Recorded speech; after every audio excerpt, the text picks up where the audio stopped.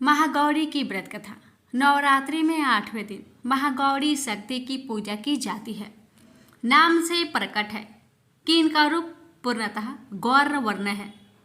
इनकी उपमा शंख, चंद्र और कुंड के फूल से दी जाती है। अष्टवर्षा भवेद गौरी यानी इनकी आयु 8 साल की मानी गई है। इनके सभी आभूषण और वस्त्र सफेद है, इसलिए उन्हें श्वेतांबर धारा कहा गया है। 4 भुजाएं हैं और वाहन वृषभ है, इसलिए वृषारूढ़ा भी कहा गया है इनको। इनके ऊपर वाला दाहिना हाथ अभय मुद्रा में है तथा नीचे वाला हाथ त्रिशूल धारण किया हुआ है। ऊपर वाले बाएं हाथ में डमरू धारण कर रखा है और नीचे वाले हाथ में वर मुद्रा है। इनकी पूरी मुद्रा बहुत शांत है। पति रूप में शिव को प्राप्त करने के लिए महागौरी ने कठोर तपस्या की थी।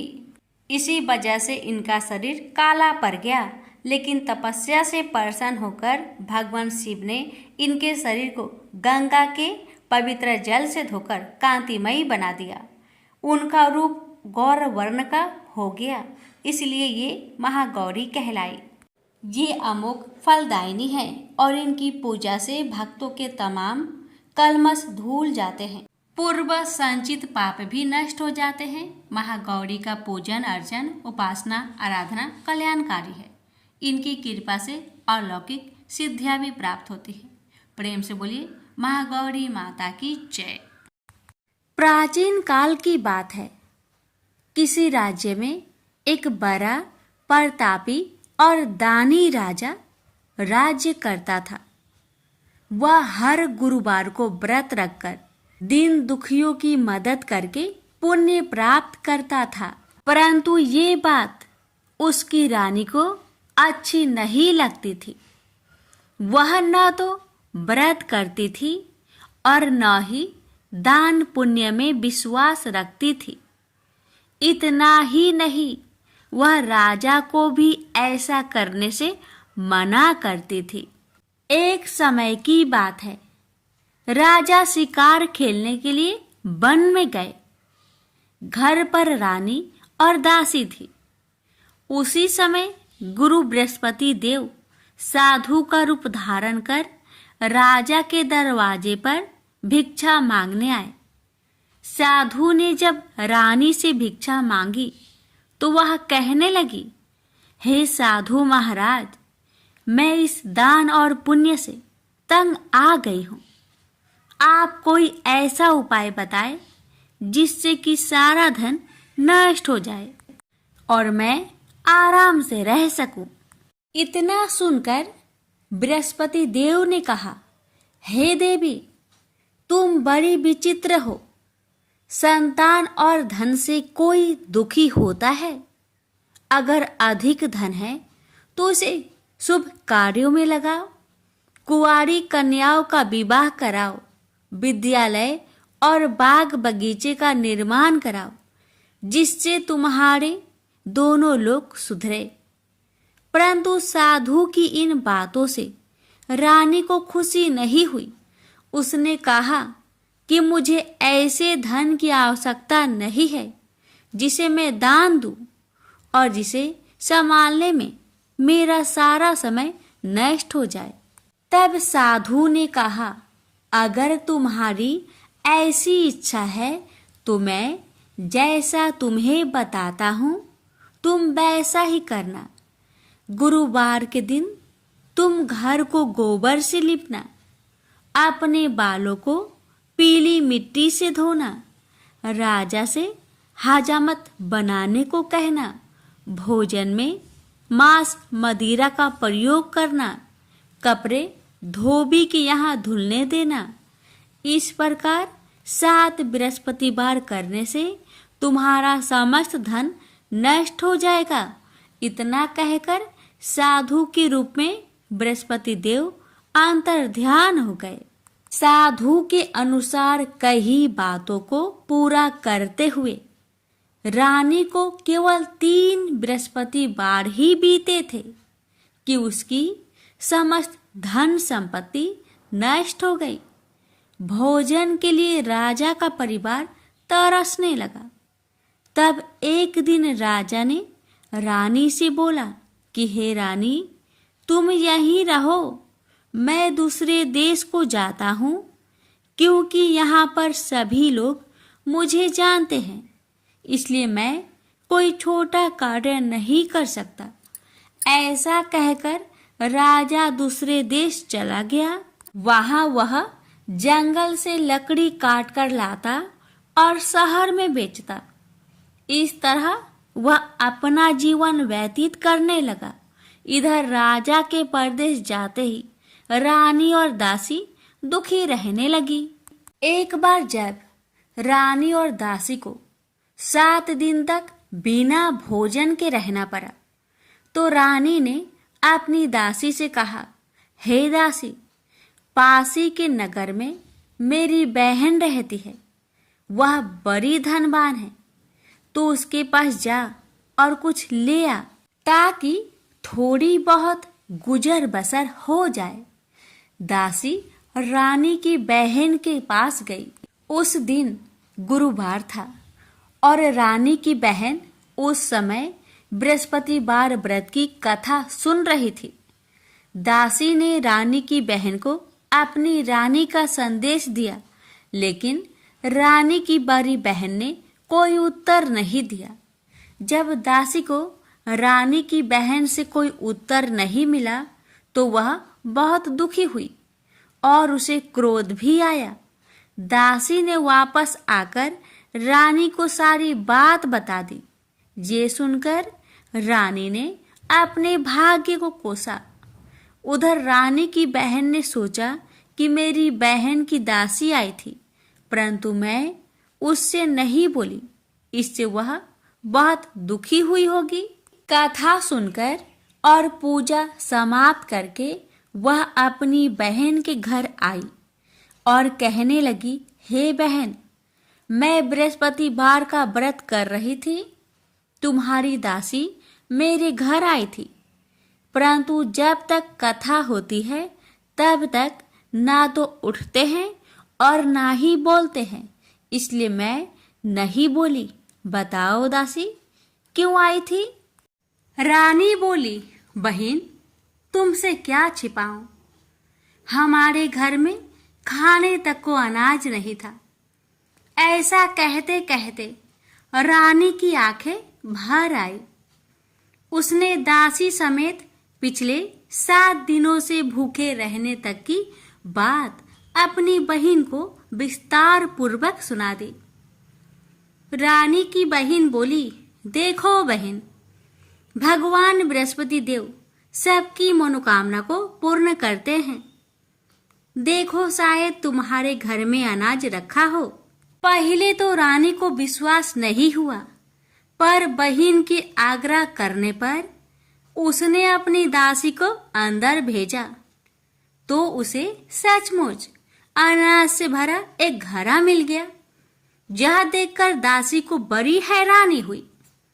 दासी रानी से कहने लगी, हे रानी, जब हमको भोजन नहीं मिलता तो हम व्रत ही तो करते हैं, इसलिए क्यों ना इनसे व्रत और कथा की विधि पूछ ली जाए, ताकि हम भी व्रत कर सके।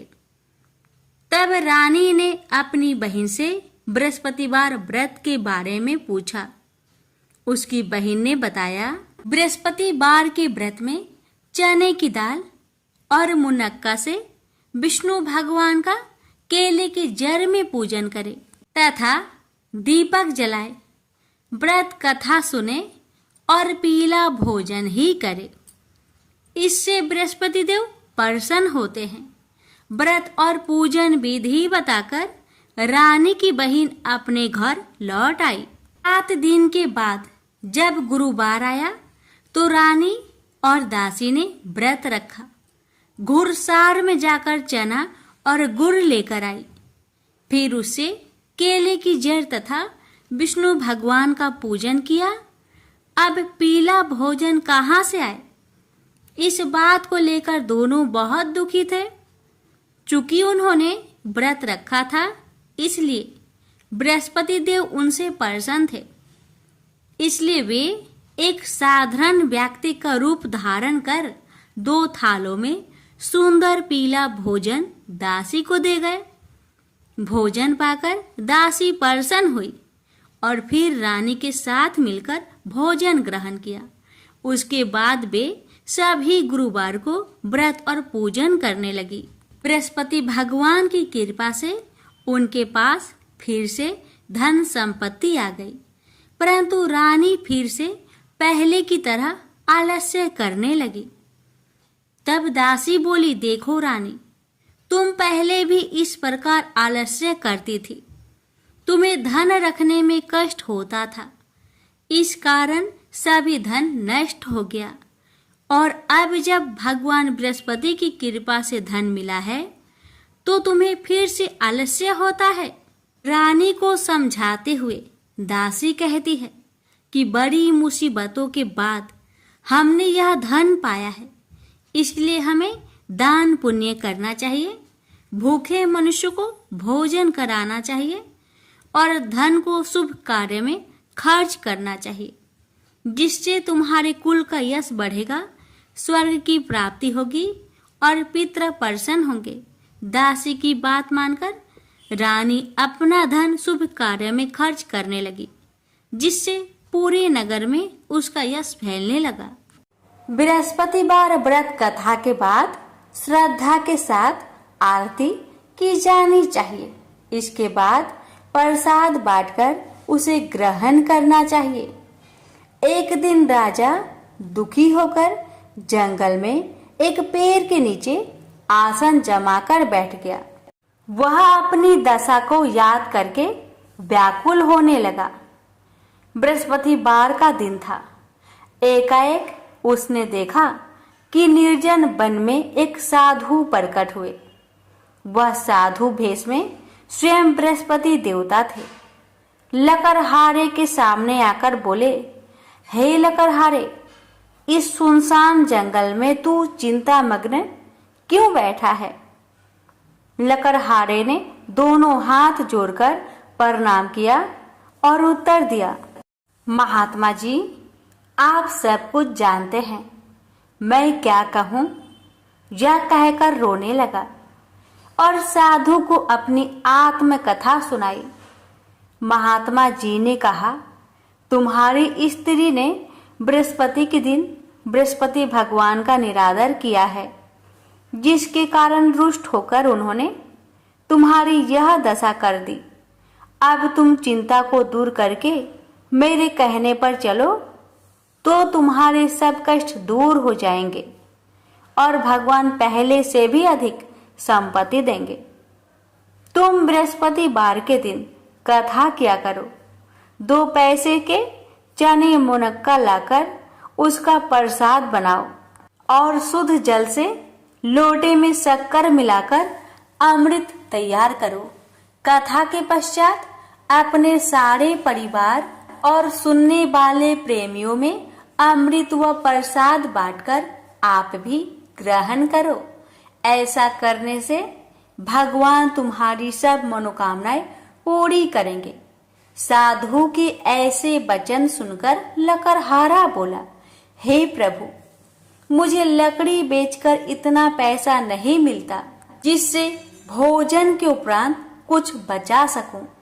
मैंने रात्रि में अपने स्त्री को व्याकुल देखा है और मेरे पास कुछ भी नहीं जिससे मैं उसकी खबर मंगा सकूं। साधु ने कहा, हे लकड़हारे, तुम किसी बात की चिंता मत करो। बृहस्पति के दिन तुम रोजाना की तरह लकड़ियां लेकर शहर को जाओ। तुम्हारे रोज से दुगुना धन प्राप्त होगा, जिससे तुम भली भांति भोजन कर लोगे तथा बृहस्पति देव की पूजा का सामान भी आ जाएगा। इतना कहकर साधु अंतर्ध्यान हो गए। धीरे धीरे समय व्यतीत होने पर फिर वही बृहस्पतिवार का दिन आया।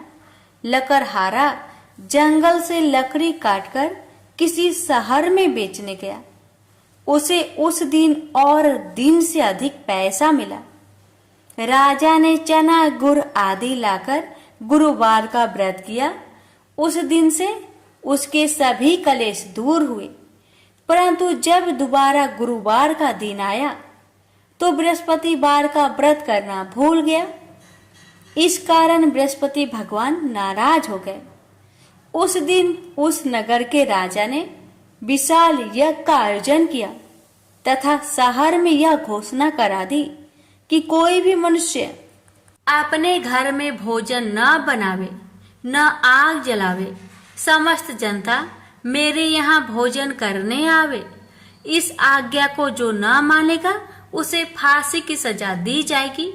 इस तरह की घोषणा संपूर्ण नगर में करवा दी गई। राजा की आज्ञा अनुसार शहर के सभी लोग भोजन करने गए, लेकिन लकड़हारा कुछ देर से पहुंचा, इसलिए राजा उसको अपने साथ घर लिवा ले गए और ले जाकर भोजन करा रहे थे तो रानी की दृष्टि उस खूंटी पर पड़ी जिस पर उसका हार लटका हुआ था। वह वहां पर दिखाई नहीं दिया। रानी ने निश्चय किया कि मेरा हार इस मनुष्य ने चुरा लिया है। उसी समय सिपाहियों को बुलवाकर उसको कारागार में डलवा दिया।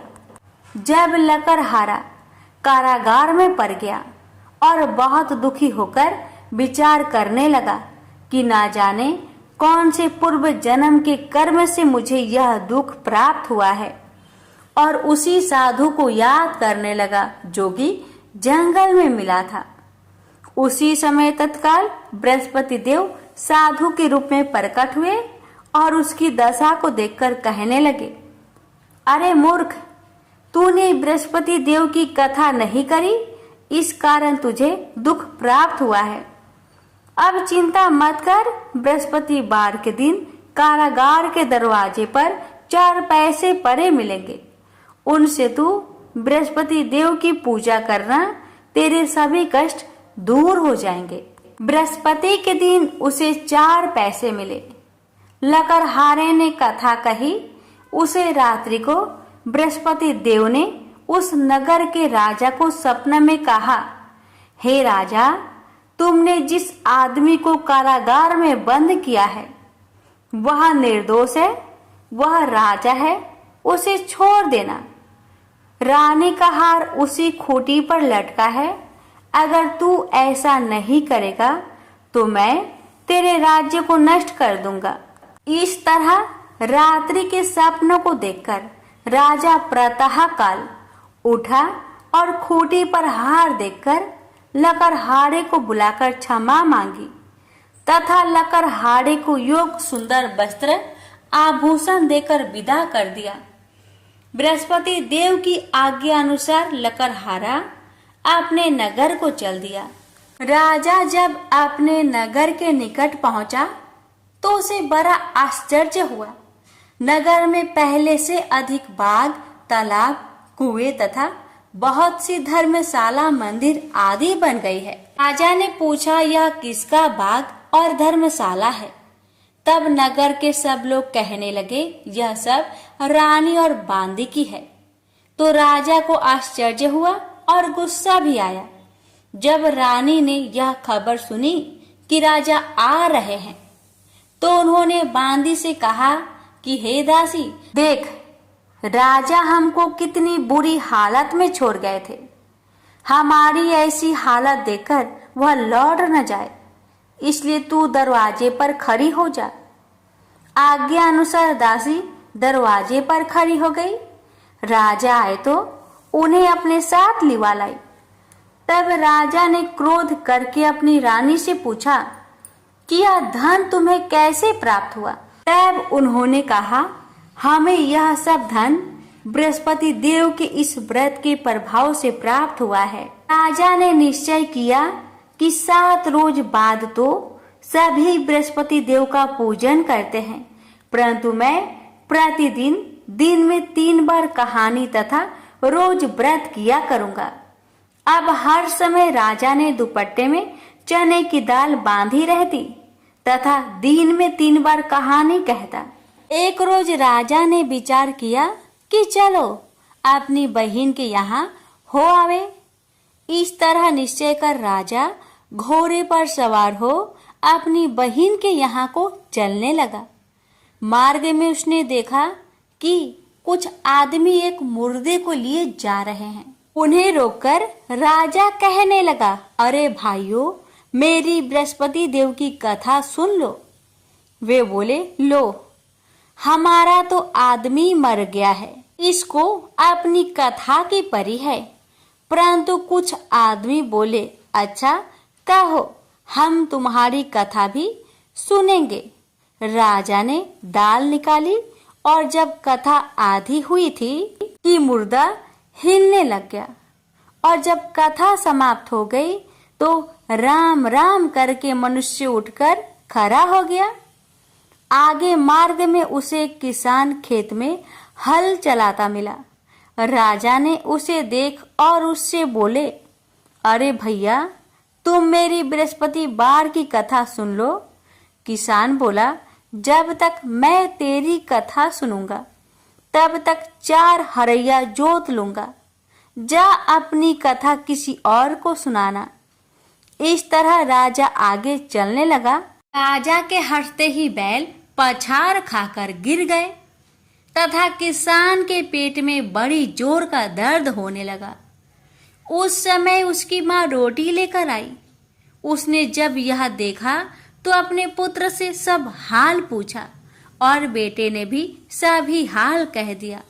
तो बुढ़िया दौड़ी दौड़ी उस घोड़ सवार के पास गई और उससे बोली कि मैं तेरी कथा सुनूंगी, तू अपनी कथा मेरे खेत पर चलकर ही कहना। राजा ने बुढ़िया के खेत पर जाकर कथा कही। इसके सुनते ही वह बैल उठ खड़ा हुई तथा किसान के पेट का दर्द भी बंद हो गया। राजा अपनी बहन के घर पहुंचा। बहन ने भाई की खूब मेहमानी की। दूसरे रोज प्रातःकाल राजा जागा तो वह देखने लगा कि सब लोग भोजन कर रहे हैं। राजा ने अपनी बहन से कहा, ऐसा कोई मनुष्य है जिसने भोजन नहीं किया हो? मेरी बृहस्पति बार की कथा सुन ले। बहन बोली, हे भैया, यह देश ऐसा ही है कि पहले यहाँ लोग भोजन करते हैं, बाद में अन्य काम करते हैं। अगर कोई पड़ोस में हो तो देख आओ। वह ऐसा कहकर देखने चली गई, परंतु उसे कोई ऐसा व्यक्ति नहीं मिला जिसने भोजन न किया हो। अतः वह एक कुम्हार के घर गई जिसका लड़का बीमार था। उसे मालूम हुआ कि उनके यहाँ 3 रोज से किसी ने भोजन नहीं किया है। रानी ने अपने भाई की कथा सुनने के लिए कुम्हार से कहा। वह तैयार हो गया। राजा ने जाकर बृहस्पति बार की कथा कही, जिसको सुनकर उसका लड़का ठीक हो गया। अब तो राजा की प्रशंसा होने लगी। एक रोज राजा ने अपनी बहन से कहा कि हे बहन, हम अपने घर को जाएंगे, तुम भी तैयार हो जाओ। राजा की बहन ने अपनी सास से कहा।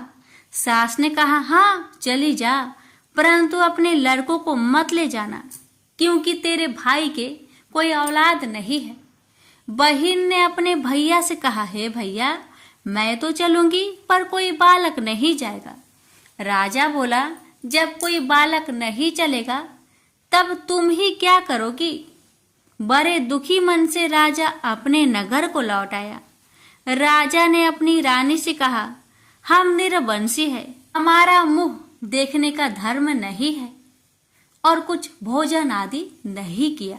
रानी बोली, हे प्रभु, बृहस्पति देव ने हमें सब कुछ दिया है, वह हमें औलाद अवश्य देंगे। उसी रात को बृहस्पति देव ने राजा से सपने में कहा, हे राजा, उठ, सभी सोच त्याग दे, तेरी रानी गर्भ से है। राजा को यह बात सुनकर बड़ी खुशी हुई। 9वें महीने में उसके गर्भ से एक सुंदर पुत्र पैदा हुआ। तब राजा बोला, हे रानी, स्त्री बिना भोजन के रह सकती है, पर बिना कहे नहीं रह सकती। जब मेरी बहन आवे तुम उससे कुछ मत कहना। रानी ने सुनकर हाँ कर दिया। जब राजा की बहन ने यह शुभ समाचार सुना तो वह बहुत खुश हुई तथा बधाई लेकर अपने भाई के यहाँ आई। तभी रानी ने कहा, घोड़ा चढ़कर तो नहीं आई, गधा चढ़ी आई। राजा की बहन बोली, भाभी मैं इस प्रकार न कहती तो तुम्हें औलाद कैसे मिलती। बृहस्पति देव ऐसे ही हैं, ऐसी जिसके मन में कामनाएं हैं सभी को पूर्ण करते हैं। जो सदा भावना पूर्वक बृहस्पतिवार का व्रत करता है एवं कथा पढ़ता अथवा सुनता है, दूसरों को सुनाता है, बृहस्पति देव उसकी सभी मनोकामना पूर्ण करते हैं। तो प्रेम से बोलिए बृहस्पति भगवान की जय हो।